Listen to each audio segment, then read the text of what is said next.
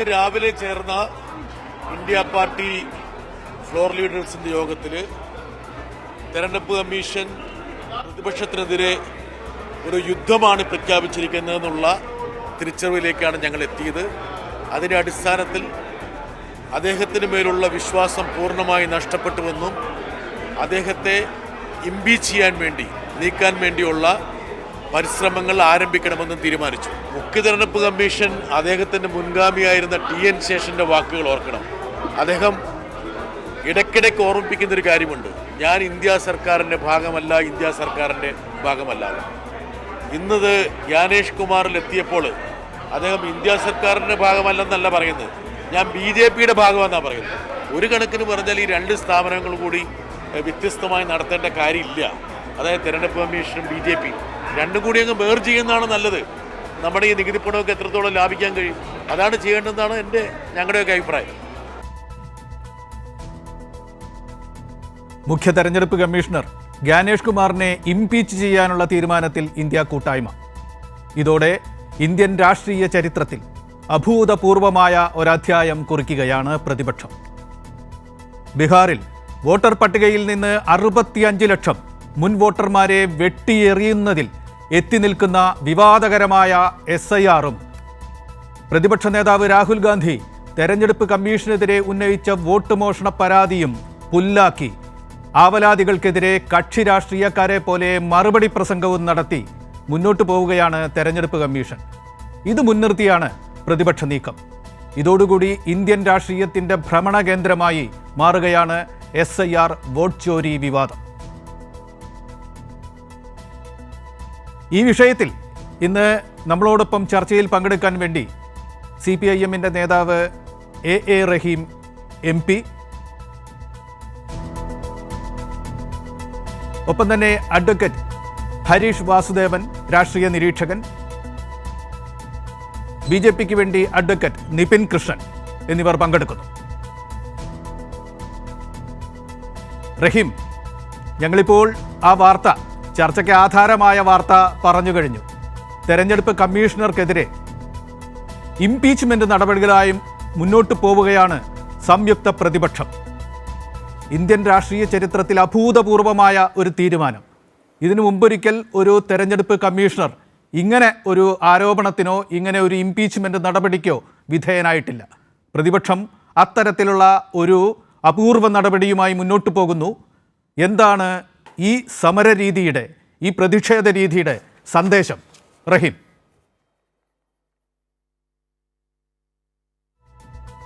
തീർച്ചയായും നമ്മുടെ രാജ്യത്തിൻ്റെ ജനാധിപത്യ വ്യവസ്ഥ തന്നെ നിലനിൽക്കുന്നതിനുള്ള ഏറ്റവും പ്രധാനപ്പെട്ട ആണിക്കല്ല് എന്ന് വിശേഷിപ്പിക്കാൻ കഴിയുന്ന ഒരു കാര്യം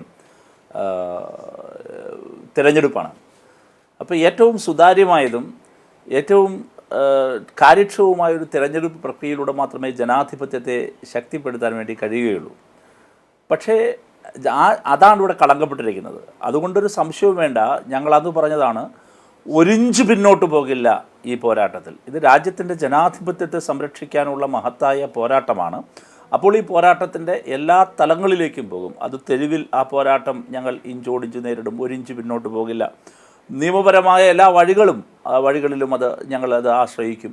അതോടൊപ്പം തന്നെയാണ് ഇത്തരത്തിലുള്ള പാർലമെൻ്ററി ജനാധിപത്യത്തിൻ്റെ ഇത്തരം സാധ്യതകളെ അങ്ങേയറ്റം പ്രയോജനപ്പെടുത്തുകയും ജനങ്ങളുടെ മുമ്പിൽ കൂടുതൽ കാര്യങ്ങളെ എക്സ്പോസ് ചെയ്യുന്നതിനുള്ള, ചർച്ച ചെയ്യുന്നതിനുള്ള, ജനങ്ങളുടെ ഇടയിൽ ഇത്തരത്തിലുള്ള തെറ്റായ പ്രവണതകൾക്കെതിരായ അവബോധം നിർമ്മിക്കുന്നതിനുള്ള എല്ലാ നീക്കവും നടത്തും. പ്ലസ് എന്തിനാണ് BJPയുടെ ഘടകകക്ഷിയായി ഇവർ മാറുന്നത്? അപ്പോൾ അത് ജനങ്ങളുടെ മുമ്പിൽ തുറന്നു കാണിക്കാനുള്ള ബാധ്യത ഇന്ത്യയിലെ ജനങ്ങളുടെ മുമ്പിൽ തുറന്നു കാണിക്കാനുള്ള ബാധ്യത പ്രതിപക്ഷത്തിനുണ്ട്. ആ പ്രതിപക്ഷം അതിൻ്റെ നിയമപരമായതും ജനാധിപത്യപരവുമായ എല്ലാ സാധ്യതകളെയും പ്രയോജനപ്പെടുത്തുമെന്നതിൻ്റെ തെളിവാണ് ഇപ്പോൾ കൈരളി TV പറഞ്ഞ ഈ വാർത്ത. ഞങ്ങൾ ഇംപീച്ച്മെൻറ്റ് നടപടിയുമായി ബന്ധപ്പെട്ട് പുറത്തു വരുന്ന വാർത്തയും അതിൻ്റെ പശ്ചാത്തലത്തിലാണ് കാണേണ്ടത്. കഴിഞ്ഞ ദിവസങ്ങളിൽ രാജ്യത്തിൻ്റെ തലസ്ഥാനത്ത് കണ്ടത് സ്വതന്ത്ര ഇന്ത്യയുടെ ചരിത്രത്തിലെ ഏറ്റവും ശക്തമായ പ്രക്ഷോഭങ്ങളിലൊന്നാണ്. പാർലമെൻറ്റ് മൺസൂൺ സമ്മേളനം ഇനി അവസാനിക്കാൻ ദിവസങ്ങൾ മാത്രമാണ് ബാക്കി. 21-ന് സ്കെഡ്യൂൾ പ്രകാരം അവസാനിക്കും. ഈ ദിവസങ്ങളിലുടനീളം പാർലമെൻറ്റിൻ്റെ ഇരുസഭകളിലും കണ്ടത് ഇലക്ഷൻ കമ്മീഷൻ്റെ വിശ്വാസ്യതയെ തിരിച്ചു പിടിക്കാനുള്ള വലിയ പോരാട്ടമാണ്, പ്രതിഷേധമാണ്. അപ്പോൾ നോക്കൂ, ഇത്രയും ദിവസമായിട്ടും SIR ഒരു വലിയ പ്രശ്നമായി പാർലമെൻറ്റിൻ്റെ ഒന്നാമത്തെ ദിവസം മുതൽ, സമ്മേളനത്തിൻ്റെ ഒന്നാം ദിവസം മുതൽ നിൽക്കുന്നു.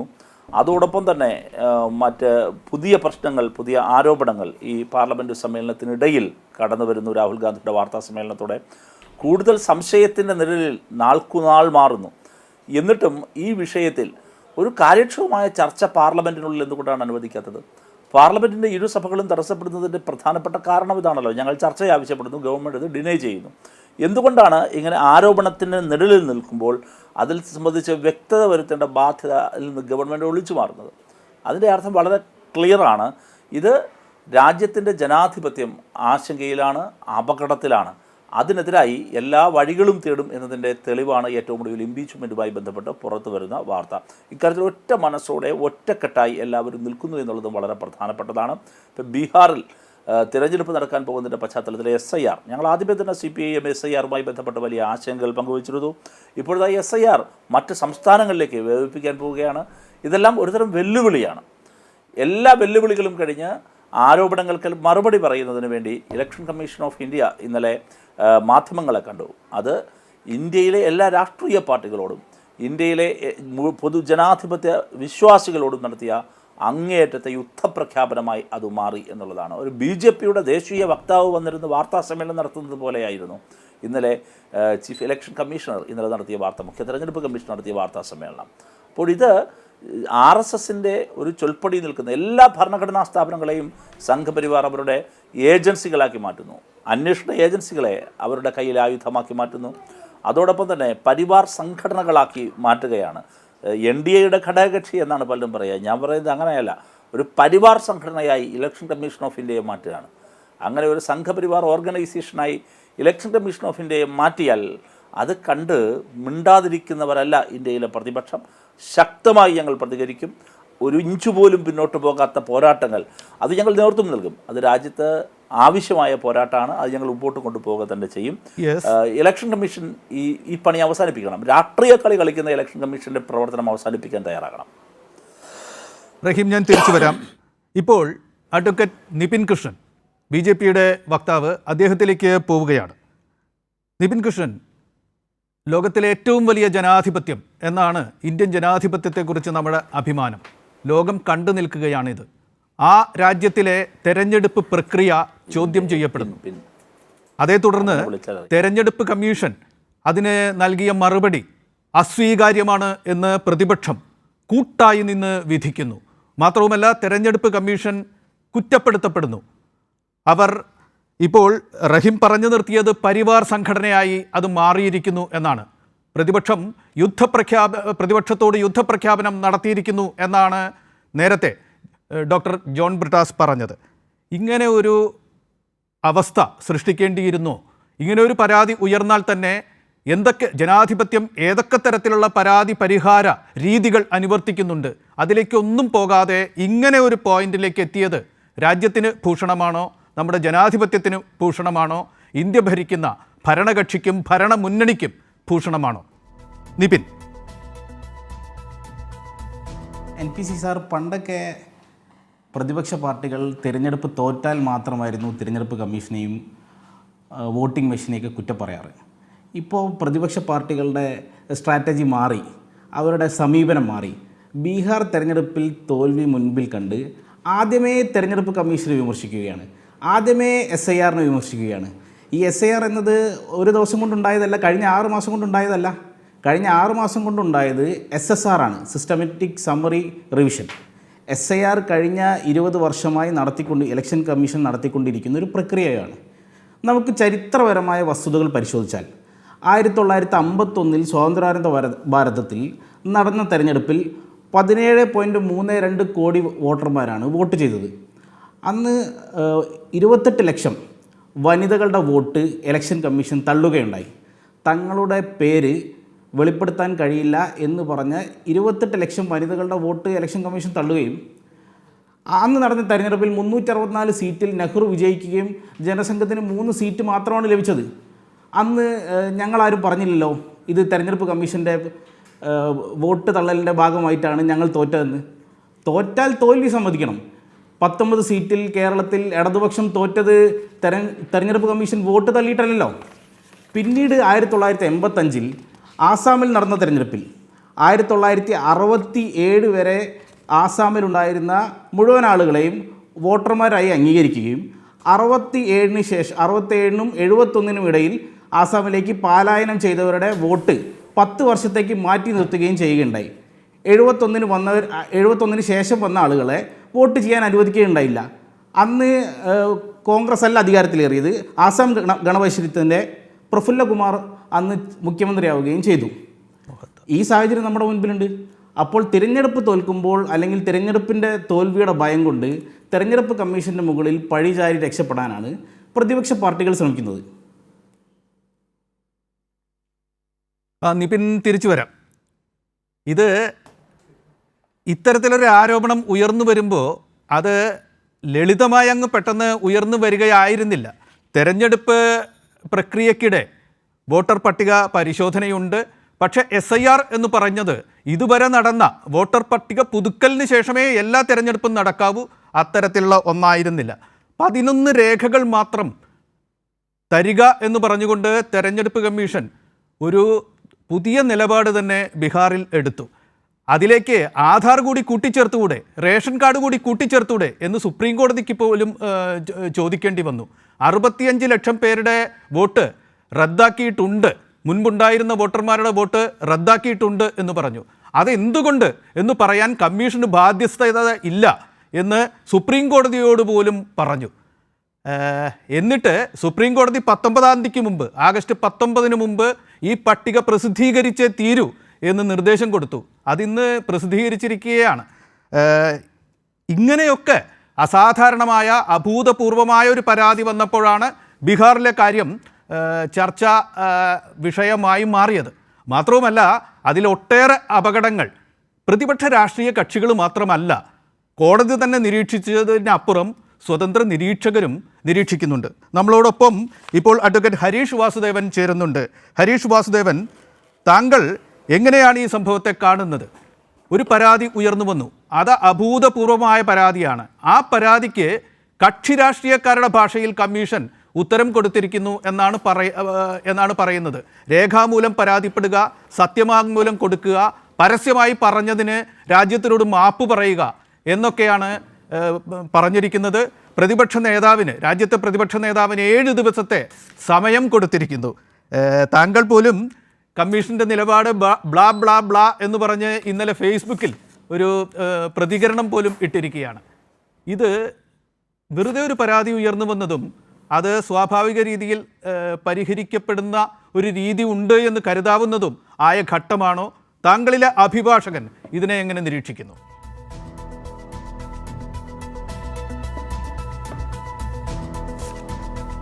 അഞ്ചാം ക്ലാസ്സിൽ പഠിക്കുമ്പോൾ മുതലാണ് ഞാൻ പത്രം വായിച്ചു തുടങ്ങിയത്. അപ്പോൾ നമ്മൾ പത്രം വായിച്ച് തുടങ്ങുന്ന കാലം മുതൽ ഈ രാജ്യത്തെ സംഗതികൾ, രാഷ്ട്രീയം, സാമൂഹികമായിട്ടുള്ള മാറ്റങ്ങളൊക്കെ നമ്മൾ സ്കൂളിലും ഒക്കെ പഠിക്കുമ്പോൾ നമ്മൾ വിശകലനം ചെയ്യും, അന്ന് ലഭ്യമായ ബുദ്ധി ഉപയോഗിച്ച്. പിന്നീട് നമ്മൾ പൗരനായി മാറുമ്പോഴും നമ്മൾ ഇതിൻ്റെ പ്രക്രിയ, അതിൻ്റെ ചരിത്രവും അതിൻ്റെ വർത്തമാനവും നമ്മൾ നോക്കിക്കാണും. എൻ്റെ ഓർമ്മയിലോ ഞാൻ മനസ്സിലാക്കിയിട്ടുള്ള ഇന്ത്യയുടെ ചരിത്രത്തിലോ ഇലക്ഷൻ കമ്മീഷൻ ഇത്രയേറെ ജനങ്ങൾക്കിടയിൽ വിശ്വാസ്യത നഷ്ടപ്പെട്ട ഒരു കാലം മുമ്പുണ്ടായിട്ടില്ല. അത് ഏതെങ്കിലും ഇലക്ഷൻ തോറ്റ് കഴിയുമ്പോൾ ഏതെങ്കിലും ഒരു പ്രതിനിധി അല്ലെങ്കിൽ തോറ്റ സ്ഥാനാർത്ഥി ഇലക്ഷൻ കമ്മീഷൻ ശരിയല്ല എന്നോ ഈ പ്രക്രിയ ശരിയല്ല എന്നോ ഒരു പ്രസ്താവന ഇറക്കിയതിൻ്റെ പേരിലല്ല. ഈ ആരോപണം തുടക്കത്തിൽ ഉന്നയിച്ച രാഹുൽ ഗാന്ധിയോട് രാഷ്ട്രീയമായി വിയോജിപ്പ് പ്രകടിപ്പിക്കുന്ന ആളുകൾ പോലും ഇന്ന് രാഹുൽ ഗാന്ധി പറഞ്ഞ വസ്തുതകളിന്മേൽ ഉത്തരം കിട്ടുമെന്ന പ്രതീക്ഷയിൽ ഇലക്ഷൻ കമ്മീഷനെ ഉറ്റുനോക്കുകയായിരുന്നു ഇന്നലെ വരെ. ഇലക്ഷൻ കമ്മീഷൻ എന്താ ചെയ്തത്? ഒരു രാഷ്ട്രീയ പാർട്ടി നേതാവിനും മറ്റൊരു രാഷ്ട്രീയ പാർട്ടി നേതാവും മറുപടി കൊടുക്കുന്നത് പോലെ തരംതാണ നിലയിൽ ഇന്ത്യയുടെ സുപ്രീം കോടതി പോലെ, ഇന്ത്യയുടെ പാർലമെൻറ്റ് പോലെ വളരെ സുപ്രധാനമായിട്ടുള്ള ഭരണഘടനാ അധികാരങ്ങളുള്ള, ഭരണഘടനാ പദവി വഹിക്കുന്ന ഒരു ഇലക്ഷൻ കമ്മീഷൻ വന്നിരുന്ന് രാഹുൽ ഗാന്ധിയുടെ ആരോപണങ്ങൾക്ക് അല്ലെങ്കിൽ ഇലക്ഷൻ കമ്മീഷൻ നേരിടുന്ന ആരോപണങ്ങൾക്ക് മറുപടി പറയാനെന്ന വ്യാജേന ഏതാണ്ട് 1 മണിക്കൂറിലധികം സമയം മാധ്യമപ്രവർത്തകർക്ക് മുമ്പിൽ ചില വിശദീകരണങ്ങൾ നടത്തി. ഏറ്റവും പ്രാഥമികമായ ചോദ്യത്തിന് പോലും അവർക്ക് ഉത്തരമുണ്ടായിരുന്നില്ല എന്ന് കണ്ടതുകൊണ്ടാണ് ഈ ബ്ലാ ബ്ലാ അതാണ് അവരുടെ പൊതുവിൽ അവർ പറഞ്ഞിട്ടുള്ള മറുപടിയോട് എൻ്റെ പ്രതികരണം വന്നത്. കാരണം ഞാൻ നോക്കിയപ്പോൾ ഒരുപാട് ആളുകൾ ഈ രാഹുൽ ഗാന്ധിയോടൊക്കെ ശക്തമായി രാഷ്ട്രീയ വിയോജിപ്പ് നടത്തുന്ന BJPയുടെ പല കാര്യങ്ങളോടും യോജിക്കുന്ന ആളുകൾ പോലും സോഷ്യൽ മീഡിയയിൽ ഇന്നലെ ഇങ്ങനെ ഒരു തരംതാണ നടപടിയിലേക്ക് ഇലക്ഷൻ കമ്മീഷൻ പോയത് ശരിയായില്ല എന്ന അഭിപ്രായം പറയുന്നത് കണ്ടു. ഞാൻ ഈ അനക്ഡോട്ടുകൾ നമുക്ക് വിടാം, നമുക്ക് കാര്യത്തിലേക്ക് കിടക്കാം. ഇന്ത്യയിൽ ഇലക്ഷൻ നടത്തേണ്ടത് വളരെ സുതാര്യമായും സത്യസന്ധമായും ഇലക്ഷൻ നടത്തേണ്ട ഉത്തരവാദിത്തം, ഭരണഘടനാപരമായ ഉത്തരവാദിത്തം ഇലക്ഷൻ കമ്മീഷനാണ്.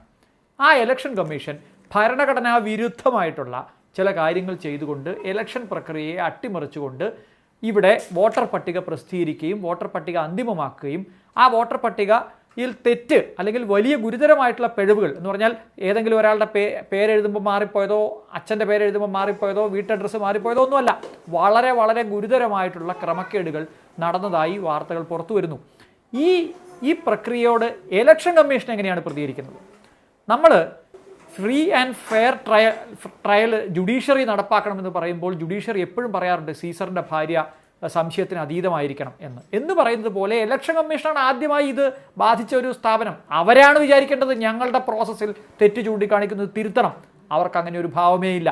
രണ്ടാം ഘട്ടമാണ് നേരത്തെ ഇവിടെ സൂചിപ്പിക്കപ്പെട്ടതുപോലെ ഇലക്ഷൻ വോട്ടേഴ്സ് ലിസ്റ്റിനകത്ത് തെറ്റ് ചൂണ്ടിക്കാണിക്കുന്ന ആളുകൾക്ക് അടിസ്ഥാനപരമായ രേഖ നൽകാതിരിക്കുക എന്ന് പറയുന്ന സംഗതി. ആ രേഖ നിഷേധിക്കുന്നു. സ്വാഭാവികമായിട്ടും മാസങ്ങളെടുത്താണ് പിന്നീട് ആ രേഖ പരിശോധിച്ച് ആരോപണമായിട്ട് പ്രതിപക്ഷ നേതാവ് രംഗത്ത് വരുന്നത്. പ്രതിപക്ഷ നേതാവ് സർക്കാരിനെ സംബന്ധിച്ചിടത്തോളം ഓപ്പോസിഷൻ ലീഡർ ആയിരിക്കും, പക്ഷേ ഇലക്ഷൻ കമ്മീഷൻ ഈ രണ്ടാളുകളോടും തുല്യമായ സമദൂരം പാലിക്കേണ്ട ഒരു ഭരണഘടനാ സ്ഥാപനമാണ്. അവിടെ ഇത്തരത്തിൽ രാഷ്ട്രീയ ആക്ഷേപം പറഞ്ഞു വരുമ്പോൾ ഏതെങ്കിലും ഒരു ആക്ഷേപത്തിന് വസ്തുതാപരമായി ഒരു എതിരഭിപ്രായം പറയട്ടെ, വസ്തുതാപരമായി തെറ്റാണെന്ന് പ്രൂവ് ചെയ്യണ്ടേ? അതൊന്നും ഉണ്ടായില്ല. മറിച്ച് അവർ ചില നറേഷൻസ് കൊണ്ടുവരാൻ ശ്രമിക്കുകയാണ്. ഞാൻ രണ്ട് കാര്യങ്ങൾ ഇവിടെ ചൂണ്ടിക്കാണിക്കാം. ഒന്ന്, ഈ ഇലക്ഷൻ പ്രക്രിയ സുതാര്യവും സത്യസന്ധവുമായാണ് നടത്തുന്നത് എന്ന് ജനങ്ങളെ ബോധ്യപ്പെടുത്തേണ്ട ഉത്തരവാദിത്വമുള്ള ഇലക്ഷൻ കമ്മീഷൻ ആ ചടങ്ങ് അല്ലെങ്കിൽ ആ ഉത്തരവാദിത്വം തിരിച്ച് പൗരന്മാരിലേക്ക് കൊടുക്കുന്ന സ്ഥിതിയാണ് ഇപ്പോഴുള്ളത്. ഇത് ഇന്ത്യയിൽ നേരത്തെ കേട്ടുകേൾവിയില്ല. എന്ന് പറഞ്ഞാൽ അറസ്റ്റ് ചെയ്യുമ്പോൾ ഒരാൾക്ക് കാരണം ബോധ്യപ്പെടുത്തേണ്ട ഉത്തരവാദിത്വം പോലീസിനാണ് എന്ന് പറയുന്നതിന് പകരം എല്ലാവരെയും അറസ്റ്റ് ചെയ്തിട്ട് നിങ്ങൾക്ക് വേണമെങ്കിൽ കോടതിയിലേക്ക് പോയിക്കൊള്ളൂ, എനിക്ക് ഈ ബാധ്യതയില്ല, നിങ്ങളാണ് തെറ്റ് ചെയ്തിട്ടില്ല എന്ന് തെളിയിക്കേണ്ടത് എന്ന് പോലീസുകാരൻ പറഞ്ഞാൽ നാളെ എങ്ങനെ ഇരിക്കും? ഇതേ ന്യായമാണ് ബേർഡൻ ഓഫ് പ്രൂഫ് എന്ന് പറയുന്നത് ഇലക്ഷൻ കമ്മീഷനിൽ നിന്ന് ആളുകളിലേക്ക് സ്പ്ലിറ്റ് ചെയ്യുന്ന മാറുന്നൊരു സ്ഥിതിവിശേഷമുണ്ട്. സുപ്രീം കോടതി അതുകൊണ്ടാണ് ആ കാര്യത്തിൽ ഇടപെട്ടുകൊണ്ട് പറഞ്ഞത് നിങ്ങൾ ബീഹാറിൽ കാണിച്ചത് ഭരണഘടനാപരമായി തെറ്റാണ്, അതുകൊണ്ടാണ് കാരണം കാണിക്കാൻ പറഞ്ഞതിൽ മനേകാ ഗാന്ധി കേസ് മുതൽ ഇങ്ങോട്ട് ഇന്ത്യയിലെ എല്ലാ പൗരന്മാർക്കും അവരുടെ ഏതെങ്കിലും ഒരു പ്രക്രിയയിൽ നിന്ന് അവർക്കെതിരായിട്ടൊരു തീരുമാനം വരികയാണെങ്കിൽ അത് ജസ്റ്റ് ഫെയർ ആൻഡ് റീസണബിൾ ആയിട്ടുള്ള ഉത്തരവിലൂടെ ആയിരിക്കണം എന്ന് പറയുന്നുണ്ട്. ഇലക്ഷൻ കമ്മീഷൻ അറിയാത്തതല്ല ഭരണഘടനാപരമായിട്ടുള്ള ഉത്തരവാദിത്വം. എന്നാൽ റീസണബിൾ ആയിട്ടുള്ള ഒരു കാരണവും കൂടാതെ ആളുകളെ പുറത്താക്കുന്നു. അത് തിരുത്തേണ്ടി വന്നില്ലേ? അത് തിരുത്തേണ്ടി വന്നപ്പോൾ പോലും നോക്കൂ, ഇലക്ഷൻ കമ്മീഷൻ അതിന് വില കൊടുക്കേണ്ടി വരുന്നില്ല. നിങ്ങൾ സുപ്രീം കോടതി വരെ പോയി ഈ സർക്കാരോ ഈ സർക്കാരിൻ്റെ ഭാഗമായി നിൽക്കുന്ന ഏതെങ്കിലും ഭരണഘടനാപരമായ സ്ഥാപനങ്ങളോ സ്റ്റാറ്റ്യൂട്ടറി സംവിധാനങ്ങളോ തെറ്റ് ചെയ്തു എന്ന് ബോധ്യപ്പെടുത്തിയാൽ പോലും ആ തെറ്റ് ചെയ്ത ആളുകൾക്ക് അവിടെ തുടരാനുള്ള ലൈസൻസാണ് ഇന്ത്യയിലെ നീതിപീഠങ്ങൾ നൽകുന്നത് എന്നുള്ളത് കുറേ കാലമായി നമ്മൾ കണ്ടുകൊണ്ടിരിക്കുകയാണ്. അഥവാ നമ്മുടെ ഭരണഘടനയിലുള്ള ഉള്ളൊരു ലാപ്സ് തന്നെയാണത്. ഭരണഘടനയിലുള്ളൊരു പ്രധാനപ്പെട്ട ലാപ്സാണ്. നിങ്ങൾ ഏത് തെറ്റ് ചെയ്താലും നിങ്ങൾക്ക് ശിക്ഷ കിട്ടുമെങ്കിൽ പോലും ഭരണഘടനാപരമായിട്ടുള്ള നിങ്ങളൊരു ഉത്തരവാദിത്വം നിർവഹിച്ചില്ലെങ്കിൽ അതിൽ വീഴ്ച വരുത്തിയെന്ന് കണ്ടെത്തിയാൽ പോലും തിരുത്തിയാൽ പോലും നിങ്ങൾക്കതിന് വില കൊടുക്കേണ്ടി വരുന്നില്ല. നിങ്ങൾക്കതിന് അക്കൗണ്ടബിൾ ആക്കപ്പെടുന്ന ഒരു സംവിധാനം എവിടെയില്ല. അതുകൊണ്ട് തന്നെ ഇലക്ഷൻ കമ്മീഷൻ ആനപ്പുറത്തിരിക്കുന്നവർ പട്ടിയെ പേടിക്കണോ എന്നതുപോലെ നിങ്ങളിങ്ങനെ ഞങ്ങളുടെ തെറ്റുകൾ ചൂണ്ടിക്കാണിച്ചുകൊണ്ടേയിരിക്കൂ, ഞങ്ങൾ അത് തിരുത്താൻ പോകുന്നില്ല എന്ന് ഭരിക്കുന്ന പാർട്ടിയുടെ അലയായി മാറുന്ന രീതിയിലുള്ള വളരെ ദയനീയമായ, ഒരുപക്ഷെ ജനാധിപത്യ രാജ്യങ്ങളിൽ ഒന്നും കാണാത്ത തരത്തിലുള്ള വളരെ അന്തസാരശൂന്യമായിട്ടുള്ള ഒരു പ്രവൃത്തിയാണ് ഇപ്പോൾ ഇലക്ഷൻ കമ്മീഷൻ്റെ ഭാഗത്തു നിന്നുണ്ടായിരിക്കുന്നത്. അതുകൊണ്ട് തന്നെ ഇലക്ഷൻ കമ്മീഷൻ ഭരിക്കുന്ന പാർട്ടിയുടെ പപ്പറ്റായി മാറുന്നു എന്ന ദയനീയമായ കാഴ്ചയാണ് ഇവിടെ നമ്മൾ കാണുന്നത്. 5 or 8 ഗൗരവമായ പ്രശ്നങ്ങൾ സുപ്രീം കോടതിയുടെ മുമ്പാകെ ഉന്നയിച്ചപ്പോഴും ഏറ്റവും ആദ്യത്തെ വിഷയം മാത്രമാണ് സുപ്രീം കോടതി എടുത്ത ഡിലീഷനെ സംബന്ധിച്ചുള്ള കാരണങ്ങൾ ബോധ്യപ്പെടുത്തണം എന്നുള്ള ഒറ്റ ഇഷ്യൂ. കാരണം കോടതികൾക്ക് സമയവും മറ്റ് പല പരിമിതികളുണ്ട്, കെട്ടിക്കിടക്കുന്ന കേസുകളും ഒക്കെ ഉണ്ട്. ഇതിൻ്റെ ഒരു റിവ്യൂ നടത്താനുള്ള ഒരു ഫോറം അല്ല സുപ്രീം കോടതി എന്ന് പറയുന്നത്. ഞാൻ ഒരു കാര്യം കൂടി പറഞ്ഞുകൊണ്ട് അവസാനിപ്പിക്കാം. ഇത് ഇത്ര ഗുരുതരമായിട്ടുള്ള തെറ്റാണ്, ഇത് ഇലക്ഷൻ കമ്മീഷന് പോലും ബോധ്യം വന്നൊരു കാര്യമാണ്. ഇലക്ഷൻ കമ്മീഷൻ ആളുകളോട് മാപ്പ് പറയണ്ടേ? അങ്ങനെ ഒരു മാപ്പ് പറഞ്ഞില്ല, അവർക്കൊരു തെറ്റ് സംഭവിച്ചില്ലേ? ബീഹാറിൽ നടന്ന സംഭവത്തിൽ ബീഹാർ ഹൈക്കോടതി സ്വമേധയാ കേസെടുത്തോ? ഇല്ല. ബീഹാർ ഹൈക്കോടതിക്ക് ഉത്തരവാദിത്തമില്ലേ? ഉണ്ട്. അവിടെ ഇത്രയും ഗുരുതരമായിട്ടുള്ള മനുഷ്യാവകാശ ലംഘനം നടന്നപ്പോൾ സ്വമേധയാ കേസെടുക്കേണ്ടതല്ലേ? അതെ, എടുക്കാതിരുന്നത് തെറ്റല്ലേ എന്ന് ചോദിച്ചാൽ ബീഹാർ ഹൈക്കോടതി ചെയ്തത് തെറ്റ് തന്നെയാണ്, യാതൊരു സംശയവുമില്ല. പക്ഷേ അതുകൊണ്ട് ബീഹാർ ഹൈക്കോടതി തെറ്റാണ്, അവരെ ശിക്ഷിക്കണമെന്ന് നമുക്ക് പറയാൻ കഴിയുമോ? ഇല്ല. കോടതികൾ അവർക്ക് സൗകര്യമുള്ള കാര്യങ്ങൾ മാത്രം തിരഞ്ഞെടുത്ത് ആ സൗകര്യമുള്ള തീരുമാനങ്ങൾ മാത്രം നടപ്പാക്കി മുമ്പോട്ട് പോകുന്ന ഒരു സംവിധാനമാണ്. അതിനുള്ള ഭരണഘടനാപരമായ അധികാരം അവർക്കുണ്ട്. അതിനാണ് ഡിസ്ക്രിഷണറി പവർ എന്ന് പറയുന്നത്. കേസുകൾ ഏതൊക്കെ കേൾക്കണം വേണ്ട എന്ന് തീരുമാനിക്കാനുള്ള ഉത്തരവാദിത്വവും അധികാരവും കോടതികൾക്ക് കൊടുത്തിട്ടുണ്ട്. അതുകൊണ്ട് ആ കോടതി തെറ്റാണെന്ന് നമുക്ക് പറയാൻ കഴിയില്ല. പക്ഷേ പൗരന്മാർക്ക് നഷ്ടപ്പെടുന്ന മൗലികാവകാശത്തെ സംബന്ധിച്ച് അല്ലെങ്കിൽ ഭരണഘടനാ ഉത്തരവാദിത്വം നിർവഹിക്കാത്ത ഇലക്ഷൻ കമ്മീഷനെ സംബന്ധിച്ച് ഇത്ര ഗുരുതരമായ പ്രശ്നം ചൂണ്ടിക്കാണിക്കുമ്പോഴും ഞങ്ങൾക്കിത് കേൾക്കാൻ ബാധ്യതയില്ല, മറുപടി പറയാൻ ബാധ്യതയില്ല എന്ന് പറയുന്നത് ഈ രാജ്യത്തിൻ്റെ ഇലക്ഷൻ പ്രക്രിയയെ അട്ടിമറിക്കുന്നതിന് തുല്യമാണ്. അത് വളരെ ഗുരുതരമായിട്ടുള്ള പ്രശ്നമാണ്. അതുകൊണ്ട് തന്നെ ക്രിമിനൽ കേസ് എടുത്ത് അന്വേഷിക്കണമെന്നുള്ളതാണ് എന്നെപ്പോലുള്ള ആളുകളുടെ ആവശ്യം. ഹരീഷ്, തിരിച്ചു വരാം. നിപിൻ, ഞാൻ താങ്കളിലേക്ക് വരികയാണ്. താങ്കൾ നേരത്തെ പറഞ്ഞതുപോലെ മാത്രമാണോ കാര്യങ്ങൾ എന്നതിലേക്കാണ് ഞാനിപ്പോൾ വരുന്നത്. നമ്മുടെ നാട്ടിലൊക്കെ നമ്മളൊക്കെ തെരഞ്ഞെടുപ്പ് പ്രക്രിയയിൽ പങ്കെടുക്കുന്നവരാണ്, വോട്ട് ചേർക്കുന്നവരും ചെയ്യുന്നവരും ഒക്കെയാണ്. നമ്മുടെ നാട്ടിൽ എവിടെയെങ്കിലും 2 ദശാബ്ദം 2 പതിറ്റാണ്ട് മുമ്പുള്ള ഒരു വോട്ടർ പട്ടികയിൽ നിങ്ങളുടെ പേരുണ്ടെങ്കിൽ നിങ്ങൾക്ക് വോട്ടുണ്ട്. അല്ല, അതിനുശേഷം വന്നൊരു വോട്ടറാണെങ്കിൽ നിങ്ങൾ ഇപ്പറയുന്ന 11 രേഖകളിൽ ഏതെങ്കിലും കൊണ്ടുവരണം. ജനന സർട്ടിഫിക്കറ്റാണ് പ്രധാന രേഖ. ജനന സർട്ടിഫിക്കറ്റ് 1969 മുതലാണ് അത് നമ്മുടെ നാട്ടിൽ വന്നിട്ടുള്ളത്. അത് ജനിച്ച് 21 ദിവസത്തിനകം രജിസ്റ്റർ ചെയ്യണം, മരിച്ചാലും എന്ന് പറഞ്ഞിട്ടുള്ള ആ രേഖ വന്നത്. അത് സൂക്ഷിക്കുന്നവരായിരിക്കണം നിങ്ങൾ എന്ന് 2003 ശേഷം വന്ന എല്ലാ വോട്ടർമാരോടും പറയുന്നൊരു രീതി എവിടെയെങ്കിലും ഉണ്ടായിട്ടുണ്ടോ? എന്നിട്ട് അവിടെ സംഭവിച്ചത് എന്താണ്? 4.96 കോടി 4,96,00,000 ആളുകളുള്ളതിൽ 7.89 കോടിയിൽ ഈ പ്രശ്നമില്ല. മറ്റുള്ളവർ ബാക്കി 2.3 കോടി പേരും ഈ രേഖ, ബീഹാറിൽ വോട്ട് ചെയ്യുന്ന സാധാരണക്കാർ ഈ രേഖകൾ സമർപ്പിക്കേണ്ടി വന്നു. എന്നിട്ടോ അവരിൽ 65 ലക്ഷം, ഈ പറഞ്ഞ സംഖ്യയുടെ 28% പേർ പുറത്തായി. ആ 65 ലക്ഷം പേർ ആരാണ്? അവർ പുറത്തായവർ ASD എന്ന് പറയുന്ന ഇല്ലാത്തവരാണോ, സ്ഥലം മാറിപ്പോയവരാണോ, മരിച്ചവരാണോ എന്ന് പറയാൻ പോലും പരമോന്നത നീതിപീഠത്തിന് മുമ്പിൽ തയ്യാറായില്ല. അതോ നമുക്ക് സംശയിക്കാം, അവർ പൗരത്വമില്ലാത്തവർ കൂടിയാണോ? ആ 65 ലക്ഷം പേരിൽ ഏതാനും പേരുടെയെങ്കിലും പൗരത്വം ഇല്ലാത്ത സ്ഥിതിയിലേക്ക് അവർ വലിച്ചെറിയപ്പെടുമോ? അവരുടെ വോട്ടല്ല സാർ, അവരുടെ ജീവിതം, ഈ രാജ്യത്ത് അവരുടെ ജീവിതം എന്തായിരിക്കും എന്നൊരു ചോദ്യത്തോടു കൂടിയാണ് ബീഹാറിലേക്ക് ഉറ്റുനോക്കുന്നത്. ഇത് 1ാം തെരഞ്ഞെടുപ്പ് മുതൽ കുറച്ച് പേരുടെ വോട്ട് നഷ്ടപ്പെട്ടു എന്ന ഒരു ലളിതമായ മറുപടി കൊണ്ട് മറികടക്കാവുന്ന ഒരു കാര്യമാണോ? BJP പ്രതിനിധി എന്ന നിലയ്ക്ക്, കേന്ദ്ര ഭരണകക്ഷിക്ക് വേണ്ടി ഇവിടെ പങ്കെടുക്കുന്ന ആൾ എന്ന നിലയ്ക്ക് താങ്കൾക്ക് എന്തു പറയാനുണ്ട്? നിപിൻ. NPC സാർ, ഞാൻ തെരഞ്ഞെടുപ്പ് കമ്മീഷന്റെ പ്രതിനിധി അല്ല. തെരഞ്ഞെടുപ്പ് കമ്മീഷന്റെ പ്രതിനിധി എന്ന് പറഞ്ഞില്ല. ഞാൻ പോയിന്റിലേക്ക് വരികയാണ് സാർ. കേന്ദ്ര ഭരണകക്ഷിയുടെ രാഷ്ട്രീയ വിദ്യാർത്ഥി എന്ന നിലയിൽ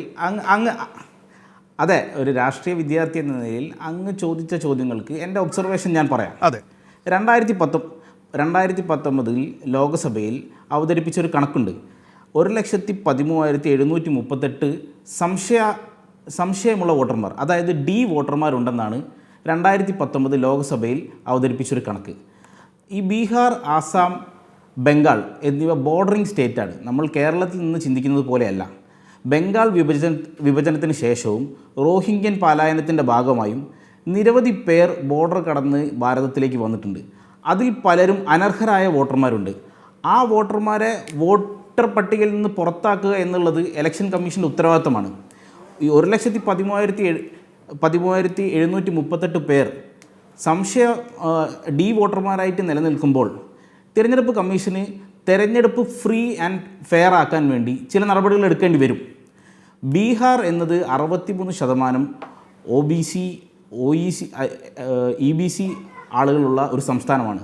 അതിദാരിദ്ര്യരും മധ്യവർഗക്കാരുമുള്ള ഒരു വലിയ തോതിൽ അതിദാരിദ്ര്യമുള്ള സംസ്ഥാനം. അവിടെ തിരഞ്ഞെടുപ്പ് പ്രക്രിയ തീരുമാനിക്കേണ്ടത് ബീഹാറിലെ ജനങ്ങളായിരിക്കണം.